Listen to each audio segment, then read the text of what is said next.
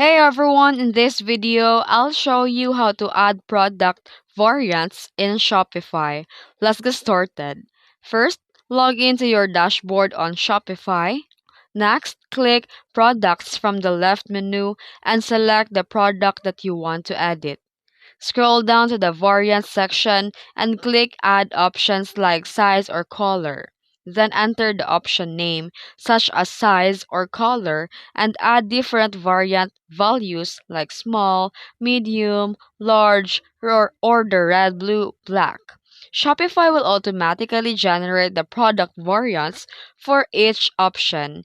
You can edit the price, SKU, quantity, and image for each variant if needed. Once you're done, click Save to apply the changes. And that's it. That's how you add product variants in Shopify. If this video helped you, don't forget to like and subscribe for more tutorials. Thanks for watching.